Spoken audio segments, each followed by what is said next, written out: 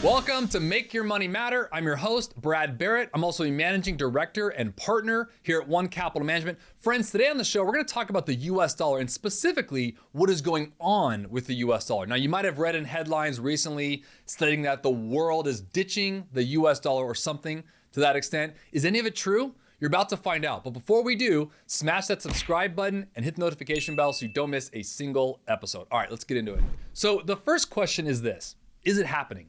Sort of, not exactly. Let me explain. We have to look back, I think, sometimes to understand how the United States earned the title of quote unquote the world's currency. The US dollar became the world's reserve currency thanks to the Bretton Woods Agreement of 1944. Now, many of you who might remember this from US history, if you don't remember this, under this agreement, the US dollar was crowned the world's reserve currency, and it was backed by the world's largest gold reserves, making it one of the world's strongest currencies at that time. By the way, it was dethroning at that time the UK's pound sterling. Now, the agreement basically established a fixed exchange rate between individual countries and their central bank currencies and the dollar, because the dollar, again, was already backed by gold and deemed stable. Now, this is why, hence the dollar's nickname, the gold standard. See where that's coming from? So the US dollar, as many of us saw, stopped being linked to gold in 1971, which, by the way, I spoke about in another episode about cash and how to look at certain things around that. And we saw this because President Nixon at the time announced that the US would no longer convert dollars to gold at a fixed value in the efforts to curb inflation at that time. Now, obviously, I'm oversimplifying this here, but needless to say, the US dollar has remained the world's reserve currency, meaning that countries keep large amounts of US dollars on hand to use for things like international trade and transactions. That's the whole premise, friends, of the world's currency. Again, as you've likely heard, there's some countries recently that have expressed interest in moving away from the US dollar for international trade and transactions, and there actually is an acronym for them, the BRIC, B-R-I-C. It stands for Brazil, Russia, India, and China. Now, I want to ask you this: is this something new? No.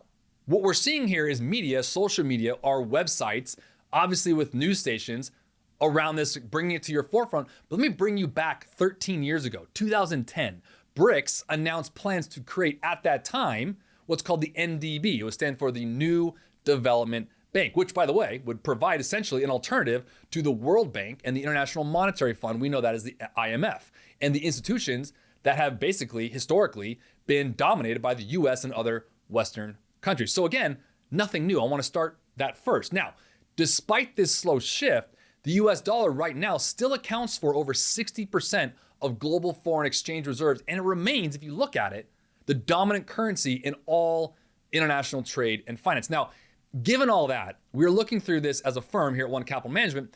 We are cognizant of the news reports, but our job is to filter it. And that's what I want to bring to you here on the show as well. Remember, to my point earlier, this has happened before. So this is just new topical information that's kind of coming to light, if you will. But again, it still remains the dominant currency, the US is. And given all that, it's unlikely that it will be displaced, in my opinion, in the near future. By the way, second place of this, just a frame of reference here in terms of the world's currency, is the euro, and that's at 20% of global exchange reserves. So you can see there's a far move in order to say, the US is just going to be dropped altogether. So the next question, I think, if you're thinking about this subject that I've seen and been talked about, or likely you've been watching or listening here, is what happens, okay, Brad, if the US dollar is no longer the primary reserve currency? And it's a good question. And there's been articles written on this before. I'm sure you can look it up. Many of you might have even researched this. But if the US dollar were to lose its status as the world's primary reserve currency, it could have, and like I said, I'll be completely frank, it could have very significant impacts on the broader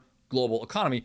But before this could happen, remember, these countries would need to find an alternative reserve currency, which again could lead to a shift towards other currencies, things like the euro, or maybe even a new global currency. I mean, there's a whole lot of discussions out there. If you want to find them, I'm sure you could. However, just so you understand economically what's going to happen for a second, I think it's important to bring this to light as to why I understand this as an important topic. But I also want to share some thoughts, again, going back in history here, reminding everyone that this has happened before.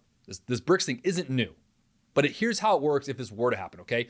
Just so you can get an idea of what we want to do here around how to address for the what ifs, right? And then ultimately, I'm going to touch on here before we end today on how a good portfolio manager or how a diversified portfolio can help mitigate some of these fears in the if category. So here's the thing.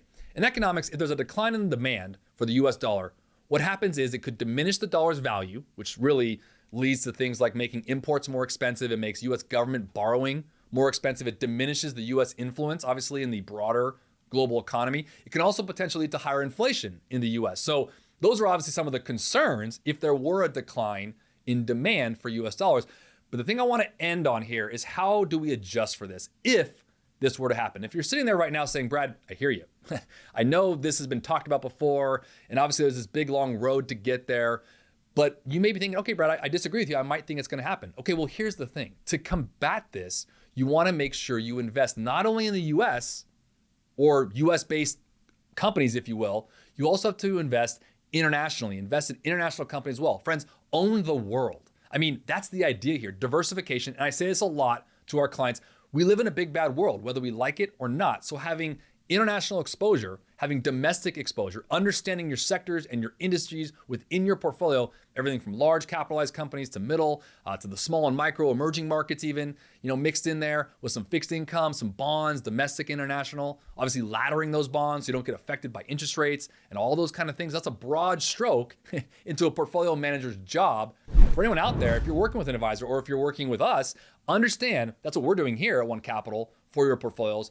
And I really wanted to go into this topic today because I know it's something that's been in the news, and I want to share simply to say this. I understand, again, it's been a note in the headlines, but a couple things to summarize. We've seen this before. We saw it in 2010. The BRICS countries got together, had the same thing for the NDB they were trying to focus on. So it's not just going to happen overnight, all right?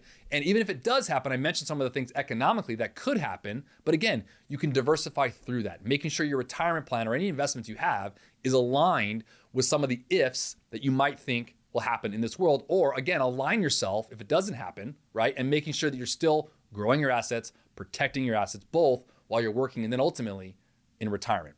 I want to thank you for watching today. If you found any of this helpful and want to watch more, subscribe to our channel and always remember to make your money matter.